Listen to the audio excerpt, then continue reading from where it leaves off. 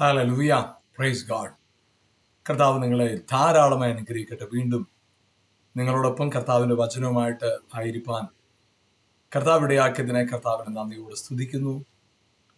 നമ്മുടെ ദൈവം മാറാത്തവനും കരുതുന്നവനും അത്ഭുതങ്ങളെ ചെയ്യുന്നവനുമായി നമ്മളിൽ വസിക്കുന്നവനായ കർത്താവ് നമ്മുടെ ജീവിതത്തിൽ വിശ്വാസത്തിന് നിലനിൽപ്പിന് ഏറ്റവും ആവശ്യമായ കാര്യമാണ് വചനത്തിൻ്റെ കേൾവി. അതുകൊണ്ട് തന്നെ നിങ്ങൾക്ക് വചനം കേൾക്കാൻ ലഭിക്കുന്ന, ദൈവവചനം കേൾക്കാൻ ലഭിക്കുന്ന ഒരവസരവും നിങ്ങൾ പാഴാക്കരുത്. കാരണം ദൈവത്തിന്റെ വചനമാണ് നമ്മുടെ ഉള്ളിൽ വിശ്വാസത്തെ വർദ്ധിപ്പിക്കുന്ന പ്രധാനപ്പെട്ട ഘടകം. നമ്മൾ ചിലപ്പോഴൊക്കെ നമ്മുടെ ജീവിതത്തിൽ നടക്കുന്ന അത്ഭുതങ്ങളൊക്കെ നമുക്ക് വിശ്വാസം വർദ്ധിപ്പിക്കാനുള്ള സാഹചര്യങ്ങളുണ്ട്. നമ്മുടെ ജീവിതത്തിൽ ഒരു അത്ഭുതം നടന്നു, ഇല്ലെങ്കിൽ എന്തെങ്കിലുമൊക്കെ കാര്യങ്ങൾ നടക്കുമോ നമ്മുടെ ഉള്ളിൽ ഒരു നോർമലായിട്ട് ആ ഒരു കാര്യം നടന്നല്ലോ എന്നൊരു, അതുകൊണ്ട് എൻ്റെ അടുത്ത കാര്യം ശരിയാ, നമ്മൾ അങ്ങനെ നോർമലി ചിന്തിക്കാറുണ്ടാവില്ല. അതൊന്നും തെറ്റായിട്ട് നമുക്ക് പറയാൻ പറ്റത്തില്ല. അതൊരു നോർമലായിട്ടുള്ള കാര്യം. ചിലപ്പോൾ അവരുടെ കയ്യിലുള്ള പണം ഉള്ളത് കൊണ്ട് ഒരു ഉറപ്പാണ്, കുഴപ്പമൊന്നുമില്ല, ശരിയാവും, ഒരു വിശ്വാസമാണ്. എൻ്റെ കയ്യിൽ പണം ഉള്ളത് കൊണ്ട് എനിക്ക് ഏത് ഡോക്ടറെ അടുത്ത് പോവാം, അതുകൊണ്ട് എനിക്ക് രോഗം വന്നാലും പ്രശ്നമില്ല. ചിലർ പണത്തിൽ ആശ്രയിച്ച് വിശ്വസിക്കാറുണ്ട്. ചിലരൊക്കെ തങ്ങളുടെ ജീവിതത്തിലുള്ള നന്മകളെയൊക്കെ ആശ്രയിച്ച് അത്ഭുതങ്ങളെയൊക്കെ കണ്ടിട്ട് വിശ്വസിക്കുന്നുണ്ട്. വിശ്വസിക്കുന്നതിൽ അങ്ങനെ വിശ്വസിക്കുന്നത് തെറ്റൊന്നുമില്ല. പക്ഷേ വിശ്വാസത്തിന്റെ അടിസ്ഥാനമെന്ന് പറയുന്നത് വചനമായിരിക്കും. എത്രത്തോളം ഒരു വ്യക്തി വചനത്തിൽ, ദൈവവചനത്തില്, ആ വചനത്തിലുള്ള ആശ്രയം, വചനത്തോടുള്ള ഉറപ്പ് എത്രത്തോളം ഒരു വ്യക്തിയുടെ ഉള്ളിൽ ഉറപ്പിക്കപ്പെടുന്നു, അത്രത്തോളം ആ വ്യക്തി ഹല്ലേലൂയ വിശ്വാസത്തിൽ വളരാറുണ്ട്. നമ്മുടെ ജീവിതത്തിനകത്ത് അടിസ്ഥാനം എന്ന് പറയുന്ന ഈ വചനത്തെ നമ്മൾ ഒഴിവാക്കി നമ്മുടെ ജീവിതത്തിൽ നമ്മൾ എവിടെ പോയാലും എന്തെല്ലാം ചെയ്താലും അതെല്ലാം കുറച്ച് കഴിയുമ്പം താഴെ വീഴും, നിലംപരിചാവും. പക്ഷെ വചനത്തിൽ അധിഷ്ഠിതമായ ഒരു ജീവിത രീതിയാണ് നമുക്കുള്ളതെങ്കിൽ ഒരിക്കലും നമ്മൾ വീണു പോകത്തില്ല. കാരണം ദൈവവചനത്തെക്കുറിച്ച് പറയുന്നത് എങ്ങനെയാണ്? കർത്താവ് തന്റെ ശിഷ്യന്മാരോട് പല കാര്യങ്ങളൊക്കെ പറഞ്ഞു. ശിഷ്യന്മാരോട് മാത്രമല്ല കേട്ടോ, അവൻ പുരുഷാരത്തെ കണ്ടാറെ മനസ്സലിഞ്ഞ് മലമേൽ കയറി അവരോട് ഉപദേശിക്കാനാണ് പറയും.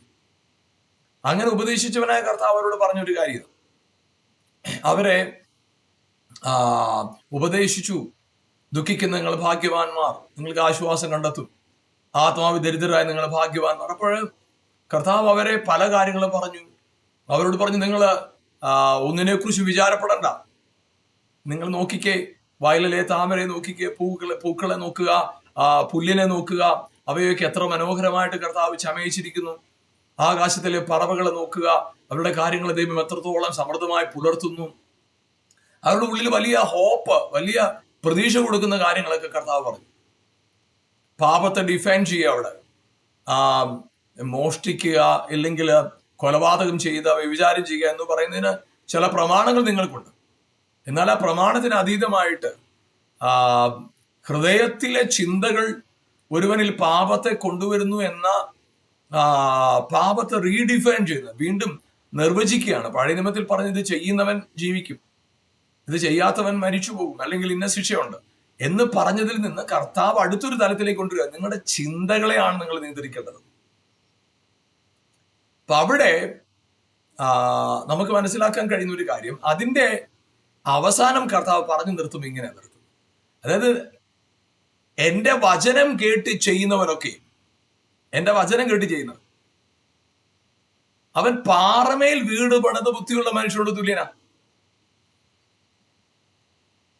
അവിടെ വൻമഴ ചൊരിഞ്ഞു, വെള്ളം പൊങ്ങി, കാറ്റലച്ചു, അത് പാറമേൽ അടിസ്ഥാനമുള്ളതാകിയാൽ വീണില്ല. അപ്പൊ അവിടെ അത് വീഴാതിരുന്നതിന്റെ കാരണമായിട്ട് കർത്താവ് പറയുന്നത്, വളരെ പ്രധാനപ്പെട്ട കാരണമായിട്ട് കർത്താവ് പറയുന്നത് ഇതാണ്. അതായത് അതിന്റെ അടിസ്ഥാനം പാറമേലായതുകൊണ്ട്. അത് വീഴാതിരിക്കാനുള്ള കാരണം അതിന്റെ അടിസ്ഥാനം പാറമേലായതുകൊണ്ട്. അപ്പൊ നമ്മുടെ ജീവിതത്തിനകത്ത് നമ്മൾ ഈ വചനം, ദൈവവചനത്തെ നമ്മൾ എത്രത്തോളം ആഴമായി സ്നേഹിക്കുന്നു, അത്രത്തോളം നമ്മുടെ ജീവിതത്തിനകത്ത് അടിസ്ഥാനമുള്ളവരായിട്ട് മാറും. വീഴത്തില്ല. മറ്റു പലതിലും നമ്മൾ അടിസ്ഥാനപ്പെടുന്നവരെല്ലാം വീഴും. പണത്തില്, അധികാരത്തില്, ബലത്തില്, തലമുറകളില്, തങ്ങൾക്കുള്ള ചിലതിലൊക്കെ അവർ വിശ്വസിക്കുകയും അത് അവരുടെ അടിസ്ഥാനമായിട്ട് കണ്ട് അവർ ജീവിക്കുകയും ചെയ്യുന്ന അനേകരെ നമുക്ക് കാണാൻ പറ്റും. അത് അവരുടെ ജീവിതത്തിനകത്ത് വലിയൊരു ആശ്രയമായിട്ടും അഹങ്കാരമായിട്ടും അവർ പറയാറുണ്ട്. ഞങ്ങൾ അങ്ങനെയാണ്, ഞങ്ങൾ ഇങ്ങനെയാണ്. അത് അവർക്കൊരു വലിയൊരു പ്രൈഡാണ്. അപ്പൊ അവരുടെ ആ പ്രൈഡ് എന്ന് പറയുന്നത് അവരുടെ ജീവിതത്തിനകത്ത് അവരെ അതിലേക്ക് ആശ്രയിക്കത്തക്കവണ്ണം അവരെ നിർത്തും. അപ്പൊ ആശ്രയം, അവരുടെ ജീവിതത്തിൽ ഉണ്ടാകുന്ന ആശ്രയം അവരുടെ ജീവിതത്തിൽ പലപ്പോഴും അവരെ ചിലരെ ഉറപ്പുള്ളവരാക്കും. എന്നാൽ എപ്പോഴെങ്കിലും അവരെ ആശ്രയിച്ച കാര്യം വീണു പോകുമ്പോൾ അവരുടെ പ്രതീക്ഷകൾ അസ്തമിച്ചു പോകും, നിരാശപ്പെട്ടു. അതായത് പ്രിയപ്പെട്ടവർ, നമുക്ക് വിശ്വാസത്തിൽ വളരാനായിട്ട്, ഉറച്ചു നിൽക്കാനായിട്ട് ദൈവവചനം പോലെ അടിത്തറയുള്ള, അടിസ്ഥാനമുള്ള മറ്റൊന്നുമില്ല. ലോകത്ത് നിങ്ങൾ കണ്ടതും കേട്ടതും അറിഞ്ഞതും ഒക്കെ എന്തോ ആയിരിക്കട്ടെ, പക്ഷേ ദൈവവചനത്തോളം അടിസ്ഥാനമുള്ളതായി മറ്റൊന്നുമില്ല. അതുകൊണ്ട് എപ്പോഴും ദൈവവചനത്തിലുള്ള ആ ഉറപ്പ്, ദൈവവചനത്തോടുള്ള ബന്ധം, ദൈവവചനത്തോടുള്ള എന്താ പറയുക, താല്പര്യം കുറഞ്ഞു പോകുന്നു. നമുക്ക് ഒരു കാര്യം പറയാം, നമ്മൾ ഈ കാണുന്ന സാഹചര്യങ്ങളിൽ അതെല്ലാം നിമിഷങ്ങൾ കൊണ്ട് മാറി മറിയുന്നതാണ്. നിങ്ങൾ കാണുന്ന ചുറ്റുപാടുകൾ, നിങ്ങൾ കാണുന്ന ആശ്രയം, നിങ്ങൾ ആശ്രയിക്കുന്ന വ്യക്തികൾ, നിങ്ങൾ ആശ്രയിക്കുന്ന വലിയ വലിയ കാര്യങ്ങൾ. ചില സ്ഥലങ്ങളിലൊക്കെ നമ്മൾ ചില റൂട്ടിലൊക്കെ യാത്ര ചെയ്യുമ്പോൾ ചില ലാൻഡ് മാർക്കുകളുണ്ട്, അല്ലെ? ചില അഡ്രസ്സ് പറയാറുണ്ട്. ഇന്ന കെട്ടിടത്തിനടുത്താണ്, ഇന്ന സ്ഥലത്തിനടുത്താണ്, ഇന്ന ബിൽഡിങ്ങിനടുത്താണ്, ഇല്ലെങ്കിൽ ഇന്ന ഒരു വീടിനടുത്താണ്. പക്ഷെ കുറച്ച് കഴിയുമ്പോൾ ആ കെട്ടിടങ്ങൾ അല്ലെങ്കിൽ അതെല്ലാം മാറിപ്പോകാനുള്ള സാഹചര്യമുണ്ട്. അപ്പൊ അവിടെ നമ്മൾ ശ്രദ്ധിക്കേണ്ടതായ ഒരു കാര്യം, ഈ ലോകത്ത് നമ്മൾ കാണുന്ന ബാക്കിയുള്ള മറ്റെല്ലാം എന്തുവാട്ടെ, അതെല്ലാം പിന്നത്തതിൽ അതിൻ്റെ ദിശ മാറിപ്പോവും. അതിൻ്റെ എന്താ പറയുക, അതിൻ്റെ ഒക്കെ സ്ഥിരത നഷ്ടപ്പെട്ടു. നമ്മളത് വലിയൊരു കാര്യമായിട്ട് നമ്മൾ കാണുമ്പോൾ പിന്നത്തതിൽ ഒന്നുമല്ല എന്ന സാഹചര്യത്തിലേക്ക് അതെല്ലാം ആയിത്തീരാം. പക്ഷെ ദൈവവചനത്തിൽ ഒരു വ്യക്തി ഉറയ്ക്കുമ്പോൾ, ദൈവവചനം ആ വ്യക്തിയുടെ അകത്ത് വിശ്വാസം പണിയപ്പെടുമ്പോൾ ഒരിക്കലും, അതേ പ്രിയപ്പെട്ട ഞാൻ പറയട്ടെ, നിങ്ങളുടെ ചുറ്റുപാടുകൾ എത്ര കഠിനമേറിയതായിക്കോട്ടെ, ഇല്ല, ഒരിക്കലും നിങ്ങൾ കടന്നുപോയ ചൂട്, നിങ്ങൾ കടന്നുപോയ സാഹചര്യം ആർക്കും അറിയാൻ ഇടവരാതെ കർത്താവ് നിങ്ങളെ വിടുവിക്കും. അതിനുദാഹരണം പറഞ്ഞാൽ, കർത്താവായ ദൈവം, നമ്മുടെ ദൈവം ചെങ്കടല് പിളർന്ന് ജനത്തെ വഴി നടത്തിയ സമയം ഇറ്റ്സ് എ ബ്യൂട്ടിഫുൾ. അതൊരു നമുക്ക് നമ്മുടെ ബുദ്ധി കൊണ്ട് ആലോചിച്ചാൽ മനസ്സിലാകും. എന്നാൽ ആ ചെങ്കടലിൽ വിവാഹിച്ച് ജനത്തെ നടത്തിയപ്പോ ഉണങ്ങിയ നിലത്തുകൂടെ, എന്ന് പറഞ്ഞാൽ അവരെ നടന്ന് അക്കരെ എത്തുമ്പോ അവര് നനവുള്ളൊരു സ്ഥലത്തുകൂടെയാണ് നടന്നതെന്ന് ചിന്തിക്കാൻ പോലും, ആളുകൾക്ക് ഒരു അടയാളം പോലും പറയാനില്ലാത്തതുപോലെ അവരെ മാനിക്കും. അങ്ങനെ ദൈവം നടത്തി. അതെ, ദൈവം നിങ്ങളെ നടത്തുമ്പോ നിങ്ങൾക്ക് നിങ്ങൾ ചില വിഷയത്തിൽ നിന്ന് പുറത്തു വരുമ്പോ, ഇന്നലകളിൽ അങ്ങനൊരു വിഷയത്തിൽ കൂടെ നിങ്ങൾ പോയതാണെന്ന് മറ്റുള്ളവർക്ക് ഒരു അടയാളം പോലും കാണാനില്ലാത്തതുപോലെ നിങ്ങളെ മാനിക്കും. That is our God. അതാണ് നമ്മുടെ ദൈവം. ശദ്രക്കിനെ, മേശക്കിനെ, ആബേദ്നെഗോയും തീക്കകത്തുകൊണ്ടിട്ടു. അവരെ 3 പേരെയും തീക്കകത്തുനിന്ന് പുറത്തു കൊണ്ടുവന്നപ്പോ വചനം എഴുതിയിരിക്കുന്ന ഇങ്ങനെ, തീയുടെ ഗന്ധം പോലും അവരുടെ മേലില്ലായിരുന്നു. അങ്ങനെ ഒരു സാഹചര്യത്തിൽ കൂടെ കടന്നു വന്ന ഒരാൾ. നമ്മൾ പല അടയാളങ്ങളും പറയാറുണ്ട് അല്ലേ? നമ്മൾ പാപത്തിന് ശിക്ഷാവിധിയെ കുറിച്ചൊക്കെ പറയുമ്പോൾ ആളുകൾ പറയുന്ന ഒരു ഉദാഹരണമാണ്. ഒരാളുടെ ശരീരത്തിൽ ഒരു മുറിവേറ്റാൽ ആ മുറിവ് ഉണങ്ങും, പക്ഷെ ആ മുറിഞ്ഞതിന്റെ പാട് അവിടെ കാണും. അതുപോലെ തന്നെയാണ് മനുഷ്യന്റെ ജീവിതത്തിൽ പാപം ചെയ്താലും പാപം ദൈവം ക്ഷമിച്ചാലും അതിന്റെ അടയാളം അവിടെ കാണും എന്നൊക്കെ പറയാറുണ്ട്. പ്രിയപ്പെട്ടവരെ, അത് ഒരു പരിധിവരെ അറിവില്ലായ്മ കൊണ്ട് പറയുന്ന സ്റ്റേറ്റ്മെന്റാണ്. ശരിക്കും ഒരാൾ ദൈവവചനത്തെ മനസ്സിലാക്കി കഴിഞ്ഞാൽ അയാൾക്കൊരു ബോധ്യം കിട്ടും. ഒരുവൻ ക്രിസ്തുവിലായാൽ പുതിയ സൃഷ്ടിയാണ്. ഈ പുതിയ സൃഷ്ടിക്ക് ഈ പഴയ മുറിവിന്റെ പാടെങ്ങനെ കിടക്കുന്നു? ഒരിക്കലുമില്ല. ഇപ്പൊ നമ്മുടെ ജീവിതത്തിനകത്ത് നമുക്ക് എത്ര വലിയ കുഴഞ്ഞു മറിയുന്ന സാഹചര്യം നിങ്ങൾക്കുണ്ടായാൽ, നമ്മളില് ഇന്നലകളിൽ നമ്മൾ കടന്നുപോയ ഒരു പ്രതിസന്ധിയുടെയും അടയാളം പോലും നമ്മളിൽ ഇല്ലാതെ പുതിയ സൃഷ്ടിയാണെന്ന് പറഞ്ഞാൽ പുതിയ സൃഷ്ടിയായിട്ട് തന്നെ കടന്നു. അതിനൊരു സംശയം വേണ്ട. അതിനെക്കുറിച്ച് ഒരു വിധത്തിലും നിങ്ങൾ ആകുലപ്പെടേണ്ട, ആശങ്കപ്പെടേണ്ട. ഇല്ല. നിങ്ങൾ എഴുന്നേറ്റ് നിൽക്കുമ്പോൾ ലോകത്തിൽ ഒരു വ്യക്തിക്ക് പോലും നിങ്ങൾ ഇത്രയും വലിയൊരു പ്രതികൂലത്തിൽ നിന്ന് കടന്നു വന്നവരാണെന്നോ, ഇല്ലെങ്കിൽ നിങ്ങൾ ഇങ്ങനെ ഇത്രയും വല്ലാത്ത ഒരു പ്രതികൂലങ്ങൾ മറികടന്ന അങ്ങനത്തെ ഒരു ചിലപ്പോൾ നിങ്ങളുടെ ബാല്യകാലം, യൗവനകാലം, നിങ്ങളുടെ ജീവിതത്തിൽ കഴിഞ്ഞ നാളുകളിൽ എന്തൊക്കെയോ ചില വെല്ലുവിളികൾ കടന്നു വന്നവരാണ് എന്ന് നിങ്ങളെ കാണുന്ന ഒരു വ്യക്തിക്ക് ഒരിക്കൽ പോലും ചിന്തിക്കാൻ പോലും കഴിയാത്ത വിധം നിങ്ങളെ പുതിയ സൃഷ്ടിയാക്കിയവ മാറ്റി. യെസ്, അതാ നമ്മുടെ ദൈവത്തിന്റെ പ്രത്യേകത. അതാണ് നമ്മുടെ ദൈവത്തിന്റെ പ്രത്യേകത. അതുകൊണ്ട് നിങ്ങളുടെ ജീവിതത്തിൽ ഉണ്ടാകുന്ന ഒരു സാഹചര്യത്തിലും നിങ്ങൾ പതറിപ്പോകരുത്. അങ്ങനെ പതറാതിരിക്കണമെങ്കിൽ ദൈവവചനത്തിൽ ഉറപ്പുള്ളവരായി മാറും. നമ്മുടെ ഈ പ്രോഗ്രാമിൽ തന്നെ പ്രധാന ഉദ്ദേശം വചനത്തിലേക്ക് മടങ്ങി വരിക എന്നുള്ളത്. നമ്മൾ പറയുന്ന ഒരു കാര്യമുണ്ട്, ആദിമസഭയുടെ അനുഭവത്തിലേക്ക് മടങ്ങി വരണം. ആദിമസഭയില് അവിടെ അത്ഭുതങ്ങളും അടയാളങ്ങളും ഒക്കെ ധാരാളം നടന്നു. പക്ഷെ അത്ഭുതങ്ങളെയും അടയാളങ്ങളെയും അടിസ്ഥാനപ്പെടുത്തിക്കൊണ്ടല്ലായിരുന്നു അവിടുത്തെ വചനം. വചനത്തിന്റെ അടിസ്ഥാനത്തിലായിരുന്നു അവിടെയുള്ള അത്ഭുതങ്ങളെല്ലാം. അപ്പൊ എന്തിനാണ് പ്രാധാന്യം കൊടുക്കേണ്ടത്? അത്ഭുതങ്ങളും അടയാളങ്ങളും നിശ്ചയമായി നടക്കും, നടന്നുകൊണ്ടേയിരിക്കും. ഒരു സംശയം വേണ്ട. അത്ഭുതങ്ങളും അടയാളങ്ങളും അസാധാരണമായ നിലയിൽ നടന്നിരിക്കും. ഒരു സംശയം ആ കാര്യത്തിൽ നിങ്ങൾക്ക് വേണ്ട. എന്നാൽ അതിനപ്പുറമായി നിങ്ങളൊരു അത്ഭുതമായി മാറണമെങ്കിൽ ദൈവവചനം നിങ്ങളുടെ ഉള്ളിൽ വളരെ ശക്തമായി വേരുറയ്ക്കണം. നിങ്ങളുടെ ഉള്ളിൽ ദൈവവചനം വേരുറയ്ക്കും തോറും, വചനം വേരുറയ്ക്കും തോറും, വചനം നിങ്ങളുടെ ഉള്ളിൽ ആഴമായി പതിയും തോറും നിങ്ങൾക്ക് തന്നെ നിങ്ങളെ മനസ്സിലാക്കാൻ സാധിക്കും നിങ്ങളൊരു അത്ഭുതമാണ്. കാരണം നമ്മുടെ ജീവിതത്തിൽ മുൻപ് ചെറിയ ഇഷ്യൂ വന്നാൽ മതി, നമ്മൾ നിരാശപ്പെടുക, പതറിപ്പോവും, പേടിച്ചു പോവും, തളർന്നു പോവും. പക്ഷെ ഇപ്പോ നിങ്ങളുടെ വെല്ലുവിളികളുടെ മുമ്പിൽ നിങ്ങൾ ധൈര്യത്തോടെ നിൽക്കുക. ആ ധൈര്യം എവിടെ നിന്ന് വന്നത്? It's not from something what you have. നിങ്ങൾക്ക് എന്തോ നിങ്ങൾക്കുള്ളത് കൊണ്ട്, പണം ഉള്ളത് കൊണ്ട്, അല്ലെങ്കിൽ അല്ലല്ല. നിങ്ങൾ യേശുവിന്റെ വചനം, കർത്താവിന്റെ വചനം, ക്രിസ്തുവിന്റെ വചനം നിങ്ങൾ കേട്ടപ്പോൾ, വചനത്തിലുള്ള ഉറപ്പ് നിങ്ങളുടെ അകത്ത് വന്നപ്പോൾ ആർക്കും നിങ്ങളെ തടയിടാൻ കഴിയാത്ത നിലവാരത്തിൽ നിങ്ങളുടെ ജീവിതത്തിന്റെ അവസ്ഥ മാറി. അതാണ് പ്രിയപ്പെട്ട വചനത്തിന്റെ പ്രത്യേകത. വചനം.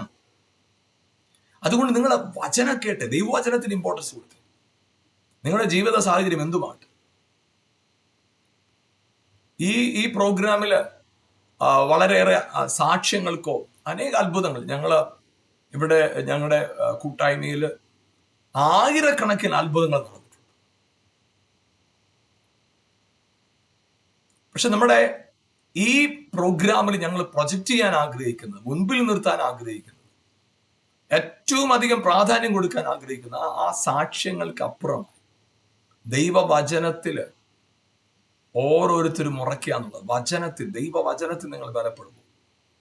ദൈവവചനം നിങ്ങളുടെ ഉള്ളില് ആഴമായി വേരുറയ്ക്കും. നിങ്ങളുടെ അവസ്ഥ പുതിയ ആക്കുക എന്നതായിരുന്നു കർത്താവിന്റെ പദ്ധതി. ക്രൂശിൽ യേശു മരിച്ചതും അവൻ നിന്റെ രക്തം നിങ്ങൾക്ക് വേണ്ടി ഒഴുക്കിയതും നിങ്ങളെ വിടുവിച്ചതും വിലയ്ക്ക് വാങ്ങിച്ചതും പുതിയ സൃഷ്ടിയാക്കുക എന്നതായിരുന്നു കർത്താവിന്റെ പദ്ധതി. പുതിയ സൃഷ്ടി. നമ്മുടെ പുതിയ സൃഷ്ടിയിൽ എങ്ങനെയാ പഴയ മുറിവിന്റെ പാട് കിടക്കുന്നില്ലെന്നേ. അതുകൊണ്ട് ചിലർ പറയാറുണ്ട്, പാപമൊക്കെ ക്ഷമിച്ചു, പക്ഷെ പാപത്തിന്റെ പരിണിത ഫലം നമ്മൾ ഇപ്പോഴും അനുഭവിക്കണം. ആര് പറഞ്ഞു? ഇല്ല, ഒരിക്കലും ഇല്ല. യേശുവിന്റെ രക്തത്താൽ കഴുകപ്പെട്ട നിങ്ങളുടെയും എന്റെ ജീവിതത്തിനകത്ത് നിങ്ങളും ഞാനും ഇന്നലകളിൽ ചെയ്ത കുറവുകളുടെ, അല്ലെങ്കിൽ ഇന്നലെയും കഴിഞ്ഞ നാളുകളിൽ നമ്മുടെ ജീവിതത്തിൽ വന്നിട്ടുള്ള ബലഹീനതകളുടെ, പാപത്തിന്റെ, അറിവില്ലായ്മയുടെ ശിക്ഷ നമ്മുടെ തലമേൽ ചുമത്താനാണെങ്കിൽ എന്തിനാ യേശു മരിച്ചത്? അവൻ നമ്മുടെ പാപങ്ങളെ ചുമന്ന് ക്രൂശിന്മേൽ മരിച്ചു. നമ്മുടെ പാപങ്ങളെ ചുമന്നുകൊണ്ടാണ് ക്രൂശിൽ മരിച്ചത്. അങ്ങനെ പാപം ചുമന്നുവെങ്കിൽ, നമ്മുടെ പാപങ്ങളെ ചുമന്നെങ്കിൽ, ഇനി എങ്ങനെ പാപത്തിന്റെ പരിണിത ഫലം എന്നെ തൊടുക? ഞാൻ കർത്താവിൽ പുതിയ സൃഷ്ടിയാണ്. അതെ, യേശു മനുഷ്യപുത്രനായിട്ട് പിതാവിന്റെ വലതുഭാഗത്ത് നിൽക്കും. നിങ്ങളും ഞാനും ദൈവപുത്രന്മാരായിട്ട് ഭൂമിയിൽ നിൽക്കുക. ഇവിടെ നിങ്ങൾക്കും എനിക്കും ഈ ഭൂമിയിൽ വെളിപ്പെടുത്താനുള്ളത് നമ്മുടെ ബലഹീനതകളല്ല, ദൈവപുത്രന്റെ മഹത്വം വെളിപ്പെടുത്താൻ വിളിക്കപ്പെട്ടവരാണ് നിങ്ങൾ. അതുകൊണ്ടാണ് ഗലാത്യ ലേഖനത്തിൽ പൗലോസ് പറഞ്ഞത്, അവനെ എന്നിൽ വെളിപ്പെടുത്താൻ പ്രസാദിച്ചപ്പോ, ദൈവം എന്നിൽ പ്രസാദിച്ചത് അവനെ എന്നിൽ വെളിപ്പെടുത്താനായിട്ട്, പുത്രനെ എന്നിൽ വെളിപ്പെടുത്താനായിട്ട്. അത് നമ്മളിൽ വെളിപ്പെട്ടുകൊണ്ടേയിരിക്കും, ഒരു സംശയമില്ല. അതുകൊണ്ട് നിങ്ങളുടെ ജീവിതത്തിനകത്ത് ഒരു മേഖലകളിലും നിങ്ങൾ മടുത്തും തളർന്നും പതറിയും പോകരുത്. ധൈര്യത്തിന്റെ മീതെ ധൈര്യം പ്രാപിക്കണം. കാരണം നിങ്ങളുടെ പാപത്തെ മുഴുവൻ കർത്താവ് ക്ഷമിച്ചു, കഴുകി, നീതീകരിച്ചു. പക്ഷെ അത് നമ്മുടെ ഭാഗത്തുനിന്ന് ചെയ്യേണ്ട ഒരു കാര്യം ഇതാണ്: യേശു എന്റെ പാപത്തിന് വേണ്ടി മരിച്ചു എന്ന് ഞാൻ വിശ്വസിക്കുന്നു. ഞാൻ എന്റെ ജീവിതത്തിന്റെ കർത്തൃത്വം അവന് വിട്ടുകൊടുത്തിരിക്കുക. ഞാനല്ല ഇനി ജീവിക്കുന്നത്, എന്നിൽ യേശുവാണ് ജീവിക്കുന്നത്. ഗലാത്യർ 2:20 ഇങ്ങനെയാണ് പൗലോസ് പറയുന്നത്, ഞാൻ യേശുവിന്റെ കൂടെ ക്രൂശിക്കപ്പെട്ടു, ഇനി ജീവിക്കുന്നത് ഞാനല്ല, യേശു അത്ര എന്നിൽ ജീവിക്കുന്നു, ക്രിസ്തു അത്ര എന്നിൽ ജീവിക്കുന്നു. അപ്പൊ എന്നിൽ ജീവിക്കുന്നത് ഞാനല്ല, ക്രിസ്തു എന്നിൽ ജീവിക്കുമ്പോൾ, ക്രിസ്തുവിന്റെ മഹത്വം എന്നിൽ വെളിപ്പെടുമ്പോൾ, ഇതുവരെ എന്റെ ജീവിതത്തിന്റെ അവസ്ഥകളെയോ പിശാച് എവിടെയെങ്കിലും എന്റെ പാപത്തിന്റെയും ശാപത്തിന്റെയും, ഞാൻ ജനിച്ചു വീണ തലമുറയുടെയും ദേശത്തിന്റെയും സമയത്തിന്റെയും സാഹചര്യത്തിന്റെയും അവകാശവാദം ഉന്നയിച്ച് എന്നെ ഇതുവരെ വാണെങ്കിൽ, ക്രിസ്തുവിലെ വിശ്വാസത്താൽ വീണ്ടും ജനിച്ച ഞാൻ ദൈവപുത്രന്റെ മഹത്വം, ദൈവപുത്രന്റെ പദവി, ആമേൻ, ഹല്ലേലൂയ, ദൈവത്തിന്റെ അവകാശിയും ക്രിസ്തുവിന്റെ കൂട്ടവകാശിയുമാണ് ഞാൻ എന്നുള്ള ബോധ്യത്തിലാണ് നിൽക്കുന്നത്. റോമാലേഖനം 8:17 ആ കൂട്ടവകാശത്തിന്റെ ബോധത്തിലാണ് ഞാൻ നിൽക്കുന്നത്. അതേ പ്രിയപ്പെട്ടവരെ, ആ ബോധ്യം നമുക്ക് കൊണ്ടുതരുന്നതാണ് വചനം. നമ്മളോട് കർത്താവ് പറയുന്ന ഓരോ വചനവും, നമ്മളോട് കർത്താവ് സംസാരിക്കുന്ന ഓരോ വചനവും നമ്മളെ അസാധാരണമായ ദൈവമഹത്വത്തെ ചുമക്കുന്നവരാക്കി മാറ്റാനായിട്ട്. നിങ്ങൾ രോഗം ചുമക്കാൻ വിളിക്കപ്പെട്ടവരല്ല, നിങ്ങളുടെ മേൽ രോഗത്തിന് അധികാരമില്ല. ശാപം നെവർ. ഇന്ന് വരെ നിങ്ങളെ പലതും നിയന്ത്രിച്ചു കൊണ്ടിരുന്നെങ്കിൽ, ചുറ്റുപാടുകൾ, അവിശ്വാസവും, നിങ്ങളുടെ അകത്തെ ഭയം, നിങ്ങളുടെ അകത്തെ അവിശ്വാസം, ഇരുട്ട്, ഇതെല്ലാം നിങ്ങളെ വാണെങ്കിൽ യേശുവിന്റെ നാമത്തിൽ പറയട്ടെ, ഇനിമേൽ നിങ്ങളെ ചിലത് വാണുകൊണ്ടിരുന്നതിൽ നിന്ന് നിങ്ങൾ വിടുവിക്കപ്പെട്ട് നിങ്ങൾ ചിലതിനെ വിശ്വാസത്താൽ വാഴുന്നവരാണ്. ഭയം നിങ്ങളെ വാണെങ്കിൽ, നിരാശ നിങ്ങളെ വാണെങ്കിൽ, ഇനി അങ്ങനല്ല. നിങ്ങളിലൂടെ കർത്താവ് ചെയ്തെടുക്കാൻ പോകുന്ന വലിയ പ്രവൃത്തി, അസാധാരണമായ പ്രവൃത്തി. ഒന്നിനെക്കുറിച്ചും ഭാരപ്പെടണം.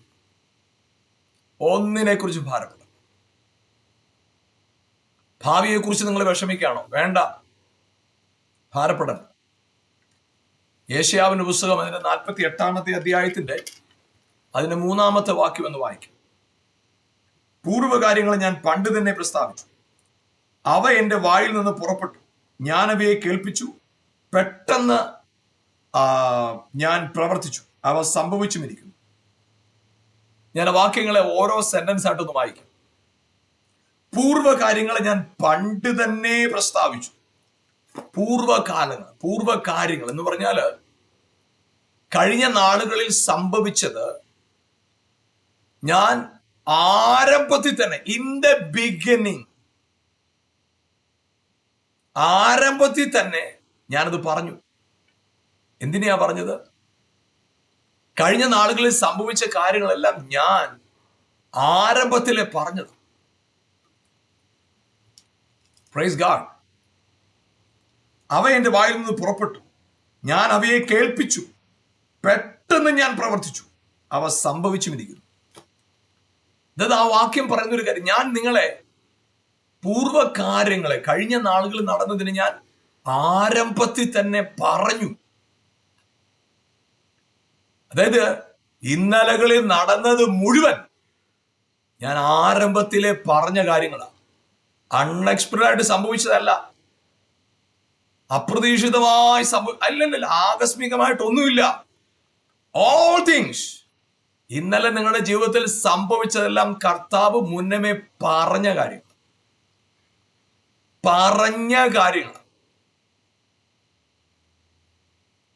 കർത്താവ് പറഞ്ഞത് സംഭവിച്ചു.